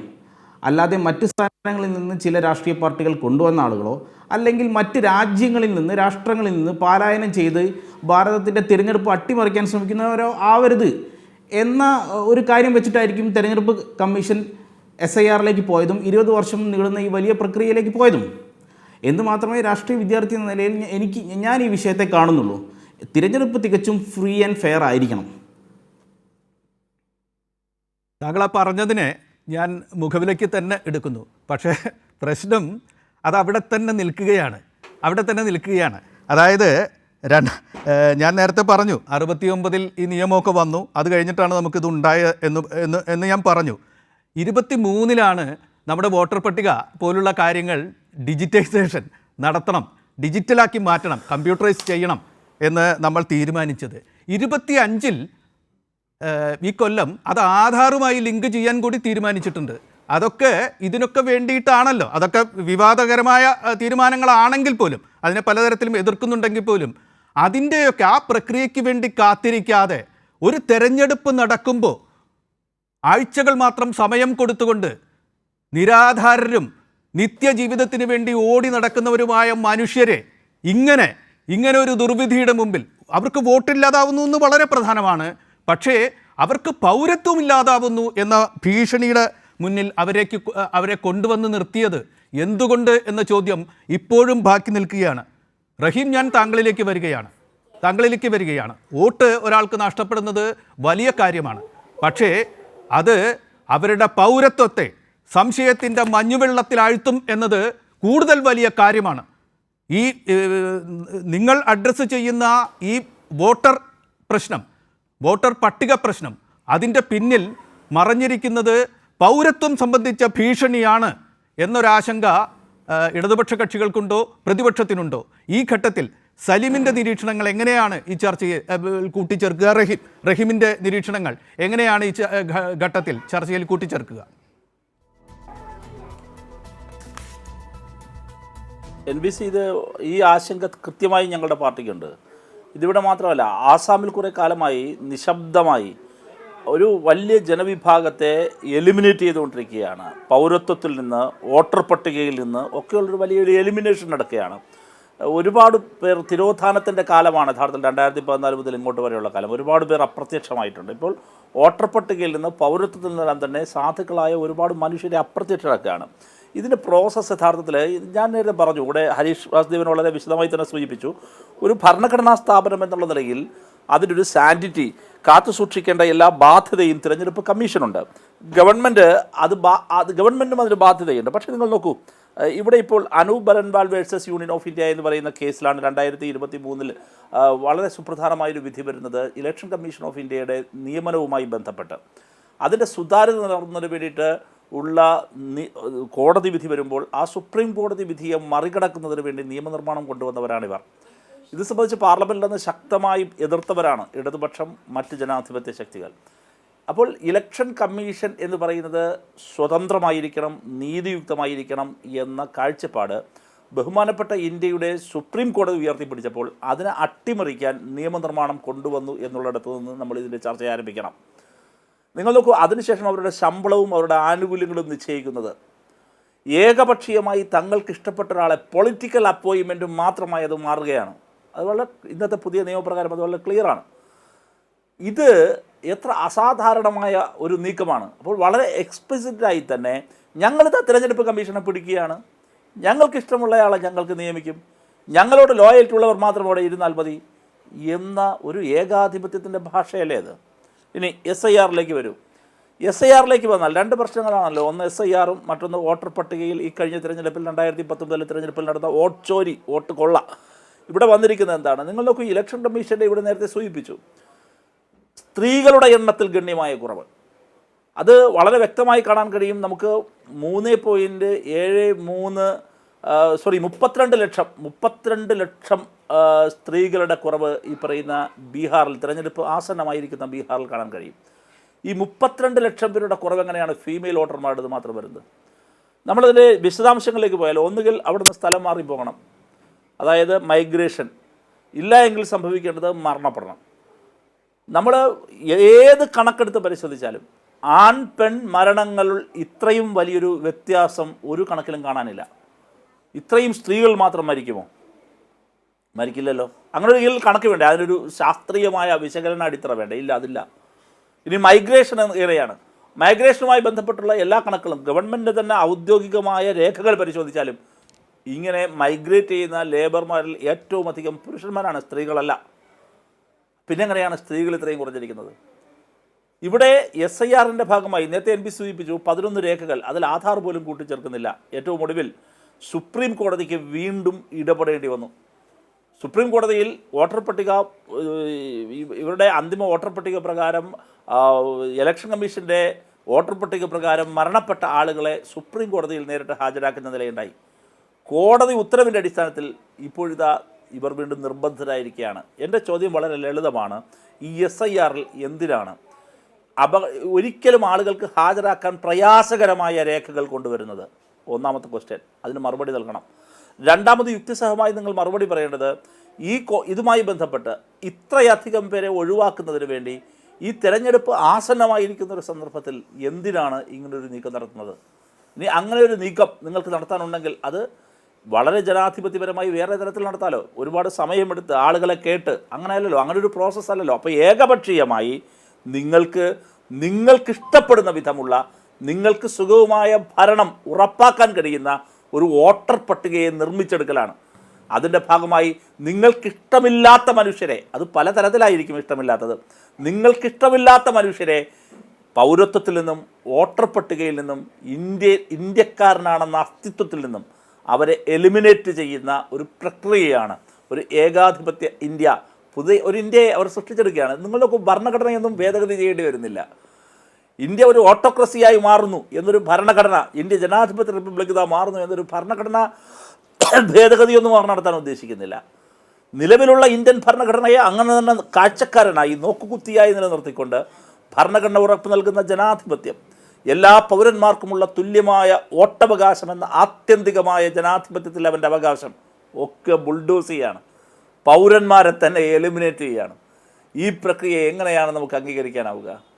ഇത് അസാധാരണമായ നീക്കമാണ്. ഇനി അടുത്ത്, ഈ തെരഞ്ഞെടുപ്പിൽ കുറേ ക്രമക്കേടുകൾ കണ്ടെത്തി. നേരത്തെ ശ്രീ ഹരീഷ് വളരെ വിശദമായി പറഞ്ഞു. എന്തുകൊണ്ടാണ് യുക്തിസഹമായ മറുപടി നൽകാത്തത്? നിങ്ങൾ നോക്കൂ, വോട്ടർ പട്ടികയിൽ അനർഹരായ ആളുകൾ കടന്നുകൂടുന്നു. ഇവിടെ നേരത്തെ പറഞ്ഞത് വോട്ടർ പട്ടികയുടെ സാനിറ്റി, അതിൻ്റെ പരിശുദ്ധത കാത്തു സൂക്ഷിക്കുന്നതിന് വേണ്ടി അവിടെ നിന്ന് പാവപ്പെട്ട റോഹിംഗ്യൻ മുസ്ലിങ്ങൾ ഇങ്ങോട്ട് വന്നതിൻ്റെ ഭാഗമായിട്ട് എന്നൊക്കെ പറഞ്ഞിട്ടാണല്ലോ BJP പ്രതിനിധി പറഞ്ഞത്. ഞാൻ ചോദിക്കട്ടെ സുഹൃത്തെ, ഇംഗ്ലീഷ് ആൽഫബറ്റ് മാത്രം വെച്ചിട്ട് വീട്ടിൻ്റെ പേര്, വീട്ടിൻ്റെ നമ്പർ ഇതെങ്ങനെയാണ് വന്നു എന്ന് ചോദിച്ചപ്പോൾ പറഞ്ഞു വീടില്ലാത്ത ഒരുപാട് മനുഷ്യർ ഇന്ത്യയിലുണ്ട്, അവരുടേതാണ് പോലും. എത്ര വിശാലമാണ്! അങ്ങനെയാണെങ്കിൽ പിന്നെ എങ്ങനെയാണ് രക്ഷകർത്താവിൻ്റെ അടുത്തേക്ക് വരികയാണ്. ഞാൻ വീടില്ലാത്ത മനുഷ്യരുടെ കാര്യം പറഞ്ഞു, അടുത്ത രക്ഷകർത്താവിൻ്റെ പേര് ഞാൻ പറയുന്നു. ഇന്ത്യയിൽ അച്ഛനും അമ്മയില്ലാത്ത എത്രയും ഇടപെട്ടോട്ടെ, അച്ഛനും അമ്മയില്ലാത്ത എത്രയും മനുഷ്യരുണ്ട്, എന്തെല്ലാമാണ്. എത്ര മനുഷ്യരാണ് ഇന്ത്യയിലുള്ളത്? അപ്പോൾ ഇത് നമ്മൾ തൃശ്ശൂരിൽ കണ്ടതല്ലേ, നമ്മൾ വേറെ എവിടെയും പോകണ്ടല്ലോ, തൃശ്ശൂരിൽ കണ്ടല്ലോ. തൃശ്ശൂരിൽ അവിടെ ജയിച്ച സുരേഷ് ഗോപിയുടെ അനിയന് ഭാര്യയ്ക്കുമൊക്കെ 1-2 ID കാർഡാണ്. നിങ്ങളത് ആരെയാണ്? നിങ്ങൾ പറയുന്നു റോഹിംഗ്യൻ മുസ്ലിങ്ങൾ ഇവിടേക്ക് വന്നിട്ടാണ്, അല്ലെങ്കിൽ അവിടെ ഇവിടേക്കുള്ള അതിർത്തി സംസ്ഥാനങ്ങളിലെ സാധാരണക്കാരായ മനുഷ്യരിവിടെ വന്ന് വ്യാജ വോട്ടുകൾ ഉണ്ടാക്കുന്നു, വ്യാജ പൗരത്വം ഉണ്ടാക്കുന്നു. നിങ്ങളെന്തിനാണ് അവരെ കല്ലെറിയുന്നത്? നിങ്ങളുടെ കേന്ദ്രമന്ത്രിയും അദ്ദേഹത്തിൻ്റെ കുടുംബാംഗങ്ങൾക്കും ഇരട്ട ID കാർഡുള്ളതിനെ നിങ്ങൾ എങ്ങനെയാണ് വിശദീകരിക്കുക? അപ്പോൾ ഇവിടെ യഥാർത്ഥത്തിൽ റോഹിംഗ്യൻ മുസ്ലിങ്ങളും അവിടെ നിന്ന് വരുന്ന സാധാരണക്കാരായ ഏതെങ്കിലും മനുഷ്യരുമല്ല ഇന്ത്യൻ ജനാധിപത്യത്തിന് ഭീഷണി. നിങ്ങളുടെ കേന്ദ്രമന്ത്രി സുരേഷ് ഗോപിയും സംഘവും അല്ലേ? അവരല്ലേ ഇവിടെ വന്നിരുന്നത്? അവരുടെ വീട്ടിൽ എങ്ങനെയാണ് ഇരട്ട ID കാർഡ് ഉണ്ടാവുക? അത് ക്രിമിനൽ കുറ്റമല്ലേ? അങ്ങനെ ചെയ്യാൻ പാടുണ്ടോ? ഇപ്പം ജനാധിപത്യത്തെ അട്ടിമറിക്കുന്നത് ആര്? നിങ്ങളല്ലേ? നിങ്ങൾ അട്ടിമറിച്ചിട്ട് നിങ്ങൾ മലപ്പുറത്തുള്ള BJPയുടെ നേതാവിനെ കൊണ്ടുപോയി താൽക്കാലികമായി ഇവിടെ വോട്ട് ചേർക്കുന്നു. എന്നിട്ട് ഒരു ഉളുപ്പുമില്ലാതെ BJPയുടെ നേതാക്കൾ പരസ്യമായി പറയുകയാണ്, ഈ ലോകത്തിൻ്റെ എവിടെയും താമസിക്കുന്ന ആളുകൾക്ക് സുരേഷ് ഗോപിക്ക് വോട്ട് ചെയ്യണമെന്ന് ആഗ്രഹിക്കുന്നവർക്ക് ഇവിടെ വന്ന് വോട്ട് ചേർത്ത് വോട്ട് ചെയ്യാന്ന്. അതെന്ത് ജനാധിപത്യമാണ്? അതെന്ത് രീതിയാണത്? ഇത് നിങ്ങളിതെല്ലാം ചെയ്തിട്ട് സാധാരണക്കാരായ മനുഷ്യരെ, നിങ്ങൾ പാവപ്പെട്ടവരെ ഇവിടെ വർഗീയ വിഭജനം സൃഷ്ടിക്കാനുള്ള പുതിയ നരേറ്റീവ് സൃഷ്ടിക്കുകയാണ്. അപ്പൊ ഇതൊന്നും അംഗീകരിക്കാനാണ് വളരെ ശക്തമായി പറയാം. ഇന്ത്യൻ ജനാധിപത്യത്തെ സംരക്ഷിക്കാനുള്ള ഇടപെടാൻ പോയത് പറഞ്ഞോളൂ. അല്ല അദ്ദേഹം പറയണ്ടായി കേന്ദ്രമന്ത്രി സുരേഷ് ഗോപിക്ക് ഇരട്ട ID കാർഡ് ഉണ്ടെന്ന്. ഇരട്ട ID കാർഡ് ഉണ്ടോ? റഹീമിൻ്റെ കയ്യിൽ അതിൻ്റെ തെളിവുണ്ടോ? റഹീമേ, എന്നാൽ റഹീം പറയട്ടത്. ഇരട്ട ID കാർഡ് ഉണ്ടോ? സുരേഷ് ഗോപിക്ക് ഇരട്ട ID കാർഡ് ഉണ്ടോ? റഹീമേ, അല്ലല്ല ഹരീഷ് വാസു എല്ലാ കാര്യത്തിലും മറുപടി പറയുന്നില്ല. ഞാൻ റഹീമിനോടാണ് ചോദിച്ചത്. ഹരീഷ് വാസുവിനോട് ഞാൻ ചോദിച്ചില്ല, റഹീമിനോടാണ് ചോദിച്ചത്. താങ്കൾ വെയിറ്റ് ചെയ്യൂ. അല്ല, ഞാൻ തന്നെയാ പറയുന്നേ. അല്ല, കേന്ദ്രമന്ത്രിക്കും സഹോദരനെന്നും കൂടെ പറഞ്ഞു. കേന്ദ്രമന്ത്രിക്ക് ഇരട്ട ID കാർഡ് ഉണ്ടോ? മറുപടി കേൾക്കോളൂ. കേന്ദ്രമന്ത്രിക്ക് ഇരട്ട ID കാർഡ് ഉണ്ടോ? കേന്ദ്രമന്ത്രിക്ക് ഇരട്ട ID കാർഡ് ഉണ്ടോ? അല്ല, നിങ്ങൾ ഈ പറഞ്ഞത് കേന്ദ്രമന്ത്രിക്കും സഹോദരനും കൂടെ പറഞ്ഞു. താങ്കൾ നിർത്ത് ഇത് കഴിഞ്ഞല്ലോ. ഇനി ഞാൻ പറയാം. താങ്കൾ അല്ല, ചോദ്യം കേട്ടല്ലോ, അങ്ങ് കേൾക്കുന്നേ. ഞാൻ പറഞ്ഞു വരുന്നതിനിടയിൽ ഒരൊറ്റ പിടിക്കുകയാണ്. നിങ്ങളുടെ എന്നിട്ട് അങ്ങനെ പോവല്ലേ. ഈ പറഞ്ഞത് പറഞ്ഞ റഹീം കൺക്ലൂഡ് ചെയ്യട്ടെ. ശരി. നിങ്ങള് ഞാൻ താങ്കൾക്ക് വഴങ്ങി തരികയും താങ്കൾ ചോദ്യം ഉന്നയിക്കുകയും ചെയ്തു. താങ്കൾ പറഞ്ഞത് എൻ്റെ ഒരു സ്ലിപ്പ് ഓഫ് ടങ്ങിനെ പിടിച്ചിട്ടാണ്. താങ്കൾ പറയുന്നത് എന്താണ്? സുരേഷ് ഗോപിക്ക് ഇരട്ട ID കാർഡില്ല എന്നാണ്. എങ്കിൽ ശരി, സുരേഷ് ഗോപിയുടെ സഹോദരന് ഇരട്ട ID കാർഡുണ്ട് എന്ന് താങ്കൾ തന്നെ സമ്മതിക്കുകയാണ്. താങ്കൾ തന്നെ താങ്കളുടെ അവസരത്തിൽ പറഞ്ഞത് സുരേഷ് ഗോപിയുടെ സഹോദരനും സംഘവും ഇരട്ട ID കാർഡുകൾ ഉണ്ടാക്കി ജനാധിപത്യത്തെ ഇല്ലാതാക്കുന്നു എന്നല്ലല്ലോ. നിങ്ങൾ പറഞ്ഞത് ഇലക്ഷൻ കമ്മീഷൻ ഒരു SIR-ലേക്ക് പോകാൻ നിർബന്ധമായത് റോഹിംഗ്യൻ മുസ്ലിങ്ങളും ഇവിടുത്തെ അതിർത്തി പ്രദേശങ്ങളിൽ ഇതുപോലെ നുഴഞ്ഞു കയറി വരുന്നവർ ഇന്ത്യയുടെ പൗരത്വം സ്വീകരിക്കുന്നു, ഇന്ത്യയുടെ വോട്ടർമാരായി മാറുന്നു, അതുകൊണ്ടാണ് ശുദ്ധികലശം വേണ്ടി വന്നത്. അവിടെ എന്തിരുന്നേ? ശുദ്ധികലശം വേണ്ടത് ഇവിടെയല്ലേ? നിങ്ങളുടെ വീട്ടിലല്ലേ? നിങ്ങളുടെ വീട്ടുകാർക്കിടയിലല്ലേ? BJP-യുടെ നേതാക്കൾക്ക് തിരിച്ചു വരാം. എത്ര പേർക്കാണ് ഈ പുതിയ വാർത്തകൾ വന്നിരിക്കുന്നത്? അപ്പോൾ ഇത് പ്രശ്നം എന്താണ്? ഇത്രയും ദിവസമായി നിങ്ങൾ ആലോചിച്ച് നോക്കൂ. ശ്രീ സുരേഷ് ഗോപി ഒരു കേന്ദ്രമന്ത്രിയാണ്. അദ്ദേഹം കുറേ കാലം മൗനവ്രതത്തിലായിരുന്നു. അതിനുശേഷം അദ്ദേഹം സംസാരിക്കാൻ തുടങ്ങിയപ്പോൾ പറഞ്ഞെന്താണ്? ഇലക്ഷൻ കമ്മീഷൻ മറുപടി നൽകിക്കൊള്ളും. ശരിയാണ്. BJP കൊടുത്തിരിക്കുന്ന നിർദ്ദേശം അത് തന്നെയാണ്. BJP-യുടെ പരിവാർ ഓർഗനൈസേഷൻ നിങ്ങൾ നോക്കൂ. BJP-ക്ക് RSS-ന്റെ പരിവാർ സംഘടനകളുണ്ട്. അതിലെ ഒരു പരിവാർ സംഘടനയിൽ അംഗമാണ് ഇപ്പോൾ ഈ കള്ളിയിലിരിക്കുന്ന BJP-യുടെ അംഗം. അതുപോലെ മറ്റൊരു പരിവാർ സംഘടനയുടെ അംഗമായി ഇലക്ഷൻ കമ്മീഷൻ മാറിയാൽ ഇന്ത്യൻ ജനാധിപത്യം എവിടെ പോയി നിൽക്കും? അതുകൊണ്ട് ഇലക്ഷൻ കമ്മീഷൻ്റെ മുകളിൽ വന്നിരിക്കുന്ന കരുതലുകൾ മാറ്റേണ്ടത് ഇന്ത്യൻ ജനാധിപത്യത്തിൻ്റെ ആവശ്യമാണ്. അതിന് ഇംപീച്ച്മെൻറ്റ് നടപടികൾ സ്വീകരിക്കേണ്ടി വരും. അതിന് പാർലമെൻറ്റിനുള്ളിൽ വലിയ സമരങ്ങൾ ഉയർത്തിക്കൊണ്ടുവരേണ്ടി വരും. പാർലമെൻറ്റിന് പുറത്ത് എല്ലാ ജനാധിപത്യ വിശ്വാസികളെയും അണിനിരത്തുന്ന മഹാസമരങ്ങൾ, പ്രക്ഷോഭങ്ങൾ, തുടർന്ന് നിൽക്കുന്ന ക്യാമ്പയിനുകൾ ഒക്കെ വേണ്ടിവരും. ഒരിഞ്ചു പിന്നോട്ട് പോകാതെ അത്തരം പ്രവർത്തനങ്ങളെല്ലാം ഏറ്റെടുത്ത് ഈ ഏകാധിപത്യ പ്രവണതകളുമായി മുൻപോട്ട് പോകുന്ന ഗവൺമെൻറ്റിനെതിരെ ശക്തമായി ഞങ്ങൾ പ്രതികരിക്കുക തന്നെ ചെയ്യും. റഹീം, ഞാൻ തിരിച്ചു വരാം. ഹരീഷ് വാസുദേവൻ, ഞാൻ താങ്കളിലേക്ക് വരികയാണ്. ഹരീഷ് വാസുദേവനിലേക്ക് വരികയാണ്. താങ്കളുടെ ഊഴമാണ്. എനിക്ക് ചോദിക്കാനുള്ളത്, ഇതിൽ നിന്ന് ഒരു സാമൂഹ്യ നിരീക്ഷകൻ, സാമൂഹ്യ ഉത്കണ്ഠകളുള്ള ഒരു പൗരൻ എത്തേണ്ട ചില നിഗമനങ്ങൾ എന്താണെന്നാണ് ഞാൻ താങ്കളോട് ചോദിക്കുന്നത്. ഏതെങ്കിലും ഒറ്റ ആരോപണം, അതിനുള്ള പ്രത്യാരോപണം, അതല്ല നമ്മുടെ വിഷയം. നമ്മൾ ബാലമരണങ്ങൾ സ്ഥിരമായി സംഭവിക്കുമ്പോൾ അതിന് പുറകിൽ എന്താണ് എന്ന് അന്വേഷിക്കുന്നവരാണ്. നമ്മൾ ആത്മഹത്യകൾ ഏതെങ്കിലും ഒരു വിഭാഗത്തിൽ തുടർച്ച ഉണ്ടാവുമ്പോൾ അതിന് പിറകിൽ എന്തെങ്കിലും ഉണ്ടോ എന്ന് വിഷാദിക്കുന്ന ആളുകളാണ്. നമ്മൾ അന്യ സംസ്ഥാനത്തിലേക്ക്, പ്രത്യേകിച്ച് പ്രായം കുറഞ്ഞ പെൺകുട്ടികൾ ഒരു പ്രദേശത്ത് നിന്ന് കൂട്ടായിട്ട് പോയി കല്യാണം കഴിക്കുന്ന ഒരു നിലയുണ്ടാകുമ്പോൾ അതിന് പിന്നിൽ എന്തെങ്കിലും ഉണ്ടോ എന്ന് അന്വേഷിക്കുന്നവരാണ്. ഇത്രയും വോട്ടുകൾ കൂട്ടമായി കട്ട് ചെയ്യപ്പെട്ട ഒരു നില ഒരു സ്ഥലത്ത് ഒരു ഡ്രൈവ് നടത്തിയപ്പോൾ ഉണ്ടായെങ്കിൽ അതേക്കുറിച്ച് ആളുകൾക്ക് ആശങ്കയുണ്ടാവില്ലേ? അത് രാഷ്ട്രത്തിൻ്റെ പ്രതിപക്ഷ നേതാവ് ഉന്നയിക്കുമ്പോൾ അതിനുള്ള മറുപടി അത്തരത്തിലാണോ കേന്ദ്ര തെരഞ്ഞെടുപ്പ് കമ്മീഷൻ കൊടുത്തത് എന്ന പ്രശ്നം തന്നെയല്ലേ പ്രശ്നങ്ങളുടെ മർമ്മമായി നിൽക്കുന്നത്? ഒപ്പം തന്നെ രാഹുൽ ഗാന്ധി ചൂണ്ടിക്കാട്ടിയത് എന്തൊക്കെയാണ്? 11,000 അതിലേറെ ഡ്യൂപ്ലിക്കേറ്റ് വോട്ടർമാർ, ഇൻവാലിഡ് അഡ്രസ്സുകൾ, അത് 40,000-ലേറെ, ബൾക്ക് രജിസ്ട്രേഷൻ, അത് 10,452-ലേറെ എന്ന് പറഞ്ഞ് അദ്ദേഹം അക്കമിട്ട് നിരത്തിയ ഒരു സാധനത്തിന് അദ്ദേഹത്തിന് അജണ്ടയുണ്ട് എന്ന പരാമർശം ഒരു ഭരണഘടന സ്ഥാനത്തിരിക്കുന്ന ഒരു മനുഷ്യനിൽ നിന്ന് ഉണ്ടായിരിക്കുന്നു. മാത്രമല്ല, ഈ പ്രശ്നത്തിൻ്റെ ആകെ പിറകിൽ ഇപ്പോൾ ഇവിടെ ഉള്ള BJP പ്രതിനിധി സമ്മതിക്കുന്നത് പോലെ തന്നെ പൗരത്വ പ്രശ്നം അന്തർഭവിച്ചിരിക്കുന്നുണ്ട്. അത് പൗരത്വ പ്രശ്നമുണ്ട്, അപരവൽക്കരണമുണ്ട്, ന്യൂനപക്ഷ വിദ്വേഷമുണ്ട് അതിൻ്റെ ഉള്ളിൽ എന്ന് നമ്മൾ ആശങ്കിക്കുകയാണ്. അത്തരം ഒരാശങ്ക എല്ലാവർക്കും ഉണ്ടാവില്ലേ? ഇത് നാസി ജർമ്മനിയിൽ 1935 റൈഷ് പൗരത്വ നിയമം വന്നപ്പോൾ അവിടെയും ലോകത്തിനാകെയും ഉണ്ടായിരുന്ന ഒരു ആശങ്ക പോലെ ഒന്നല്ലേ ഹരീഷിൻ്റെ നിഗമനങ്ങൾ?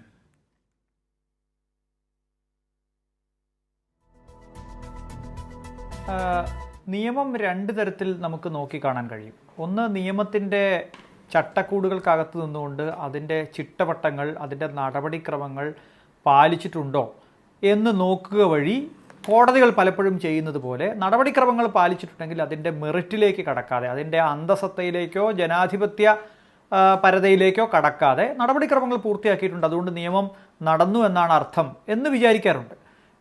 എന്നാൽ അതിൽ നിന്ന് വ്യത്യസ്തമായി നിയമം തന്നെ തെറ്റാണെങ്കിൽ, നിയമത്തിൻ്റെ ഏറ്റവും അടിസ്ഥാന സ്വഭാവം തന്നെ ജനാധിപത്യ വിരുദ്ധമാണെങ്കിൽ ആ നിയമം പാലിക്കുന്നത് കൊണ്ട് എന്താണ് കാര്യം എന്ന ഒരു സ്കൂൾ ഓഫ് തോട്ടും നിയമ ജൂറിസ്പ്രുഡൻസിൻ്റെ മേഖലയിലുണ്ട്. ജർമ്മനിയിലാണ് ഇത് ആദ്യമായി ഉന്നയിക്കപ്പെട്ടത്. ജർമ്മനിയിൽ അധികാരത്തിൽ വന്ന നാസി ഭരണകൂടം നിയമം തന്നെയാണ് നടപ്പാക്കിയത്. അവർ തെരഞ്ഞെടുപ്പിലൂടെ അധികാരത്തിൽ വരുന്നു, അവർ നിയമം നടപ്പാക്കുന്നു, ആളുകളെ കൂട്ടത്തോടെ കൊന്നൊടുക്കുന്നു, അവരുടെ തന്നിഷ്ടപ്രകാരം പ്രവർത്തിക്കുന്നു. ആ നാസി ഭരണകൂടം അവസാനിച്ചതിന് ശേഷം കോടതികൾ നേരിട്ട ഒരു പ്രധാനപ്പെട്ട ചോദ്യം, ഒരു ജൂറിസ്പ്രുഡൻസ് ക്വസ്റ്റ്യൻ എന്ന് പറയുന്നത്, സത്യസന്ധമല്ലാത്ത, നീതിയുക്തമല്ലാത്ത നിയമം അനുസരിക്കേണ്ടതുണ്ടോ എന്നതാണ്. അവിടെ നിയമത്തിൻ്റെ അന്തസത്ത ചോദ്യം ചെയ്യപ്പെടുന്നു. ഇന്ത്യൻ ഭരണഘടനാ അസംബ്ലിയിൽ ഇന്ത്യൻ ലോക്സഭയും രാജ്യസഭയും ഒക്കെ അല്ലെങ്കിൽ നിയമനിർമ്മാണ സഭകൾ ഉണ്ടാക്കുന്ന നിയമങ്ങൾ, ആ നിയമങ്ങൾ നടപടിക്രമങ്ങൾ പാലിക്കുകയാണെങ്കിൽ കോടതികൾ ഇടപെടേണ്ടതുണ്ടോ ഇല്ലയോ എന്നൊരു ചോദ്യം വിശദമായി ചർച്ച ചെയ്യപ്പെട്ടിരുന്നു. നിയമത്തിൻ്റെ നീതിരാഹിത്യം കോടതികൾക്ക് ചോദ്യം ചെയ്യാൻ കഴിയുമെന്നും ആ രാഹിത്യമുള്ള നിയമമാണെങ്കിൽ ആ നിയമം നിലനിൽക്കാൻ പറ്റില്ല എന്നും, ഇന്ത്യയിലെ ഏതെങ്കിലും ഒരു പൗരൻ്റെ എങ്കിലും മൗലികാവകാശം ലംഘിക്കുന്നതാണ് നിയമമെങ്കിൽ പാർലമെൻറ്റ് എത്ര വലിയ ഭൂരിപക്ഷത്തിൽ പാസാക്കിയാലും ആ നിയമം അസ്ഥിരപ്പെടുത്തണമെന്നും പറഞ്ഞത് ഇന്ത്യയിലെ സുപ്രീം കോടതി തന്നെയാണ്. പരമോന്നത നീതിപീഠം നിരവധി കേസുകൾ ഇത് പറഞ്ഞിട്ടുണ്ട്. അപ്പോൾ നമ്മളിവിടെ നടപടിക്രമങ്ങൾ പാലിച്ചതിനെപ്പറ്റി വാചാലമാവുമ്പോൾ വിട്ടുപോകുന്ന ചോദ്യം അതിൻ്റെ അന്തസത്തയാണ്. ഞാനിവിടെ നോക്കിക്കാണുന്നത്, നേരത്തെ MP ചൂണ്ടിക്കാണിച്ചതുപോലെ, ഇത് കേവലം ഒരു ഇലക്ഷനിൽ പോകുന്ന വോട്ടിൻ്റെ പ്രശ്നമല്ല ബീഹാറിലെങ്കിലും അല്ലെങ്കിൽ നോർത്ത് ഈസ്റ്റിലെങ്കിലും. കാരണം വരാനിരിക്കുന്ന ഇന്ത്യയിൽ ഞങ്ങൾ ഭാഗവാക്കാണോ അല്ലയോ എന്ന പ്രശ്നമുണ്ട്. അവർക്കുള്ള BJPയുടെ ദേശീയ തലത്തിലുള്ള മറുപടി എന്താണ്? മറുപടി, നിങ്ങൾ കോടതിയിൽ പോയിക്കൊള്ളൂ എന്നാണ്. ഇന്ത്യയിലെ എത്ര ലക്ഷം, എത്ര കോടി മനുഷ്യർക്ക് കോടതിയുടെ പടിവാതിലിൽ കയറാൻ പറ്റുമെന്നതിനെ സംബന്ധിച്ച് ദേശീയ നാഷണൽ അതായത് ദേശീയ നിയമ സർവീസ് കൊടുക്കുന്ന അതോറിറ്റി തന്നെ, നാഷണൽ ലീഗൽ സർവീസ് അതോറിറ്റി തന്നെ കണക്കുകൾ വ്യക്തമാക്കിയിട്ടുണ്ട്. അപ്പോൾ ആളുകളിലേക്ക് എത്തിച്ചേരാൻ പറ്റാത്തൊരു നിയമവ്യവസ്ഥ, എത്തിച്ചേർന്ന ആളുകളുടെ പ്രശ്നം തന്നെ സമയത്തിന് പരിഹരിക്കാൻ പറ്റാത്തൊരു നിയമവ്യവസ്ഥ. അതെ. അപ്പോൾ അതുകൊണ്ട് ലീഗൽ സർവീസ് അതോറിറ്റിയുടെ കണക്കുകൾ പ്രകാരം പോലും നമുക്ക് എത്തിപ്പിടിക്കാൻ പറ്റാത്തത്ര വലിയ പ്രശ്നങ്ങൾ ജുഡീഷ്യറിക്കകത്ത് നിൽക്കുമ്പോഴാണ് സാധാരണ വോട്ടർമാർ, അന്നേക്ക് അത്താഴ പട്ടിണിക്കാരായിട്ടുള്ള വോട്ടർമാർ അവരുടെ പൗരത്വം തിരിച്ചു പിടിക്കാൻ കോടതിയിൽ പോയിക്കോട്ടെ എന്ന് പറയുന്ന ഒരു ന്യായം. രണ്ട്, ഈ പ്രക്രിയയോട് വിശ്വാസമില്ലാത്ത ആളുകൾ, ഈ പ്രക്രിയ, അതായത് ഈ കളിയുടെ നിയമം പാലിക്കേണ്ട തങ്ങൾക്ക് എന്ന് വിചാരിക്കുന്നവർ പരസ്യമായി വെല്ലുവിളിക്കുന്നു. നേരത്തെ തൃശ്ശൂരിൻ്റെ ഉദാഹരണം ഇവിടെ ശ്രീ റഹീം ചൂണ്ടിക്കാണിച്ചു.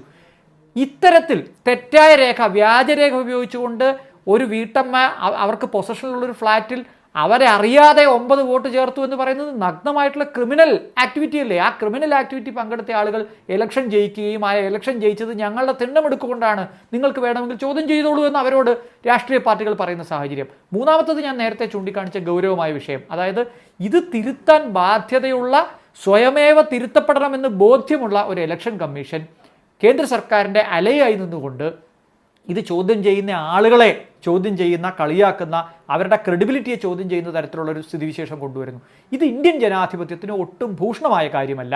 നമ്മൾ നിയമത്തിൻ്റെ മേഖലയിൽ നിന്ന് നോക്കിക്കണ്ടാൽ 2 തരത്തിലുള്ള ബയാസുകളെ പറ്റി നമ്മൾ പറയും. ഒന്ന് structural bias, 2 behavioural bias. Structural bias എന്ന് പറഞ്ഞാൽ നിങ്ങൾ ഉണ്ടാക്കി വെച്ചിരിക്കുന്ന സിസ്റ്റം തന്നെ ബയാസ്ഡ് ആണ്, അതിൻ്റെ ഡിസൈനിൽ തന്നെ ബയാസ് ഉണ്ട്. ഇപ്പോൾ മുസ്ലിങ്ങളോട് നീതി കൊടുക്കില്ല എന്ന് പറയുന്ന തരത്തിലുള്ള ഒരു സംവിധാനം ഉണ്ടാക്കി വെക്കുന്നതിനെ പറ്റി നമ്മൾ നേരത്തെ പൗരത്വ നിയമകാലത്ത് സംസാരിച്ചിട്ടുള്ളതാണ്. കൃഷി സംബന്ധമായ നിയമങ്ങൾ വന്നപ്പോൾ വലിയ സമരമാണ് കർഷകർ നടത്തിയത്. അവർ കോടതിയിൽ പോവുകയല്ല ചെയ്തത്. അവരുടെ സമരം കണ്ട് പേടിച്ചാണ് സുപ്രീം കോടതി പോലും ആ കേസ് ഔട്ട് ഓഫ് ടേൺ എടുത്ത് ആ നിയമങ്ങൾ 3 സ്റ്റേ ചെയ്യുന്ന സ്ഥിതിയിലേക്കുണ്ടായത്. സ്ട്രക്ചറൽ ആയിട്ടുള്ള ഡിസൈനിൽ തന്നെ ബയാസ് കൊണ്ടുവരുന്ന സ്ഥിതിവിശേഷമാണ് ഇലക്ഷൻ കമ്മീഷനിൽ ഉണ്ടായത്. എന്തുകൊണ്ട് ഇലക്ഷൻ കമ്മീഷന്റെ നിയമനത്തിൽ സുപ്രീം കോടതി ചീഫ് ജസ്റ്റിസിനെ ഒഴിവാക്കി, ഓപ്പോസിഷൻ ലീഡറെ ഒഴിവാക്കി എന്ന ഗുരുതരമായിട്ടുള്ള പ്രശ്നം നമുക്ക് മുമ്പിലുണ്ട്. അവിടെ രണ്ടാമത്തെ സംഗതി ബിഹേവിയറൽ ബയാസാണ്. അതായത് ഒരാൾ ഡിസൈൻ പരമായി നല്ല ഒരു അതോറിറ്റിയിലാണ് ഇരിക്കുന്നതെങ്കിലും അയാളുടെ പ്രവൃത്തി കൊണ്ടുണ്ടാവുന്ന ബയാസ്. ഇവിടെ ഈ 2 തരത്തിലുള്ള ബയാസും തങ്ങൾക്കുണ്ട് എന്ന് ഇലക്ഷൻ കമ്മീഷൻ പ്രൂവ് ചെയ്തിരിക്കുകയാണ്. മറിച്ച് തെളിയിക്കേണ്ട ബാധ്യത നേരത്തെ പറഞ്ഞതുപോലെ അത്താഴപ്പട്ടിണിക്കാരായ ഇന്ത്യക്കാർക്കാണ്. ഏതാണ്ട് 80% ആളുകൾക്ക് ഇന്ത്യയുടെ ഒരു ഭരണഘടനാ കോടതിയിലും കയറാൻ പാങ്ങുള്ള മനുഷ്യരല്ല. അതുകൊണ്ട് തന്നെ ഇവരുടെ ഈ ഇൻക്ലൂഷൻ എന്ന് പറയുന്നതാണ് ഇന്ത്യ എല്ലാ കാലത്തും തുടർന്ന് വന്നിട്ടുള്ള സമീപനം. അതിൽ നിന്ന് എക്സ്ക്ലൂഷൻ എന്ന സമീപനം സ്വീകരിക്കുമ്പോൾ, പുറന്തള്ളൽ സമീപനം സ്വീകരിക്കുമ്പോൾ തീർച്ചയായിട്ടും ആ പുറന്തള്ളപ്പെടുന്ന ആളുകൾ ഇന്ത്യയുടെ പുറമ്പോക്കിലേക്കാണ് പോകുന്നത്. അവരാണ് ഈ RSSനെയോ അല്ലെങ്കിൽ BJPയെ സംബന്ധിച്ച് ഗുരുതരമായിട്ടുള്ള, അവരില്ലാത്ത ഇന്ത്യയാണ് അവർ ഡിസൈൻ ചെയ്യാൻ ശ്രമിക്കുന്നത്. അതിൻ്റെ പൊട്ടലും ചീറ്റലുമാണ് നമ്മളിപ്പോൾ താൽക്കാലികമായി കേട്ടുകൊണ്ടിരിക്കുന്നത്. ഞാനിതിൻ്റെ ലാർജർ പിക്ചർ തന്നെയാണ് കാണുന്നത്. അത് നമ്മൾ ഈ ഡിസൈൻ കുറച്ച് കാലമായി ഫോളോ ചെയ്താൽ നമുക്ക് കാണാൻ കഴിയും.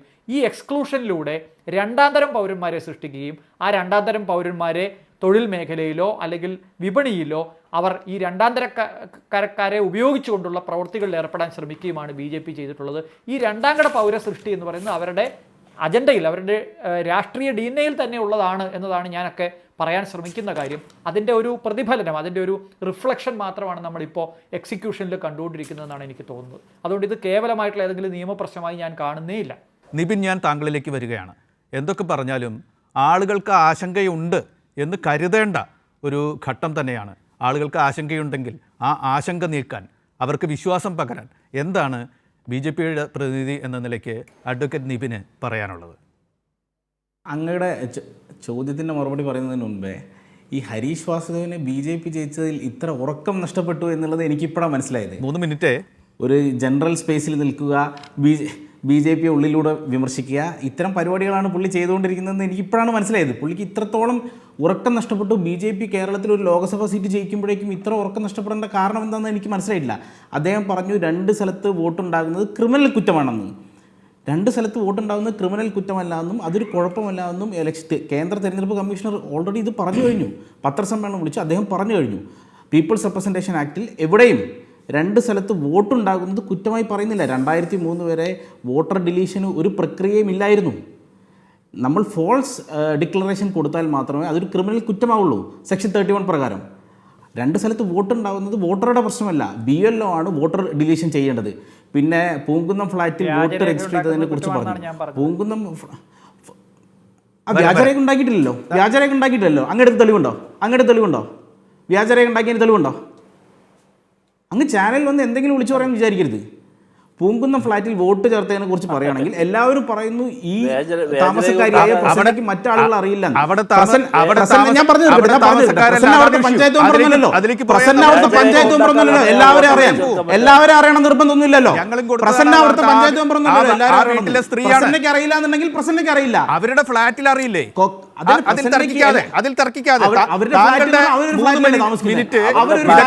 മനോഹരമായി ഉപയോഗിക്കും. തർക്കത്തിലേക്ക് പോവല്ലേ? താങ്കളുടെ സമയമാണ് നഷ്ടപ്പെട്ടുകൊണ്ടിരിക്കുന്നത്. ക്രിമിനൽ കുറ്റം ചെയ്ത് BJP സീറ്റ് പിടിച്ചു എന്നുള്ള വാദം തെറ്റാണ്. ആയിക്കോട്ടെ. കോർപ്പറേഷനിലെ സോണൽ ഓഫീസർ ഞാൻ പറഞ്ഞോട്ടെ, കോർപ്പറേഷനിലെ സോണൽ ഓഫീസർ സർട്ടിഫൈ ചെയ്ത റെസിഡൻഷ്യൽ പ്രൂഫിന്റെ അടിസ്ഥാനത്തിലാണ് എല്ലാവരും വോട്ട് ചേർത്തിരിക്കുന്നത്. സുരേഷ് ഗോപിയുടെ തെരഞ്ഞെടുപ്പ് പ്രവർത്തനത്തിന്റെ ഭാഗമായി സുരേഷ് ഗോപിയുടെ കുടുംബാംഗങ്ങളും ഡ്രൈവറും എല്ലാവരും കഴിഞ്ഞ 1 വർഷമായിട്ട് ആ സ്ഥലത്തുണ്ട്. അതുകൊണ്ടാണ് അവർക്ക് റെസിഡൻഷ്യൽ പ്രൂഫ് കിട്ടിയത്. അതുകൊണ്ടാണ് അവർ വോട്ട് ചേർത്തിയത്. അവർ 2 സ്ഥലത്ത് വോട്ട് ചെയ്തിട്ടില്ല. ഇത് സത്യമല്ലേ? നിങ്ങൾ തോറ്റെങ്കിൽ തോറ്റു എന്ന് അംഗീകരിക്കുക. അതാണ് നല്ലത്, അതാണ് ഗുണകരം. അല്ലാതെ തോൽവിയെ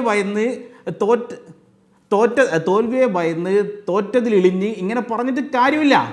പിന്നെ ഈ വിഷയത്തിലാണെങ്കിൽ റഹീം പറയേണ്ടായി റോഹിംഗ്യൻ മുസ്ലിങ്ങളുടെ പ്രശ്നമാണെന്ന്. നിങ്ങൾ PDP ചുമക്കുന്നത് കൊണ്ട് നിങ്ങൾക്ക് എല്ലാ മുസ്ലിം പ്രശ്നങ്ങളും ചുമക്കേണ്ടി വരും. ഞങ്ങൾക്ക് അത്തരത്തിലുള്ള ബാധ്യതയില്ല. ഇവിടേക്ക് ഇൻഫിൽട്രേറ്റ് ചെയ്യുന്ന, നുഴഞ്ഞു കയറുന്ന ആളുകൾ മുസ്ലിം ആണെങ്കിലും ഹിന്ദു ആണെങ്കിലും അന്യദേശത്ത് നിന്നുള്ള ആളുകളാണെങ്കിൽ ഞങ്ങൾ അത് എതിർക്കും. അന്യദേശത്ത് അന്യരാഷ്ട്രത്തിൽ നിന്ന് ഇവിടേക്ക് നുഴഞ്ഞു കയറുന്ന ആളുകളെ എതിർക്കും. നിബിൻ, സമയം കഴിയുകയാണ്. ഞാൻ ഹരീഷിലേക്ക് പോവുകയാണ്. ഹരീഷ്, വരുന്ന ആശങ്കകൾ ഇപ്പോഴും ബാക്കി നിൽക്കുന്നുണ്ടോ? ആശങ്കകൾ ഉണ്ടെങ്കിൽ ആ ആശങ്ക ജനസമൂഹത്തോട് താങ്കൾ എങ്ങനെ അവതരിപ്പിക്കും? ഹരീഷ്.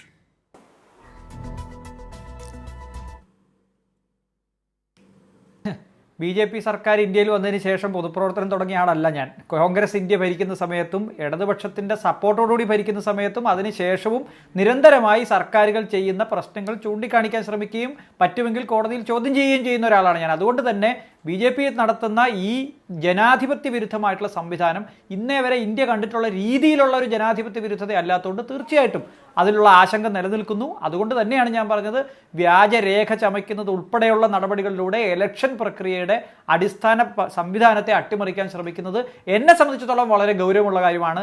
A ജയിച്ചോ B ജയിച്ചോ എന്നുള്ളത് എനിക്ക് പ്രസക്തമല്ല. ഈ ചർച്ചയുടെ ഈ ചെറിയ കാലയളവിൽ നടക്കുന്ന സംഗതിയും എനിക്ക് പ്രസക്തമല്ല. പക്ഷേ ഇന്ത്യയുടെ ദീർഘമായിട്ടുള്ള ജനാധിപത്യ ഭാവിക്ക് തൊട്ടും ഗുണമല്ല ചെയ്യുന്നത് എന്നുള്ളതിൽ ഞാൻ ഉറച്ചു നിൽക്കുന്നു. റഹീം, ഞാൻ താങ്കളിലേക്ക് വരികയാണ്.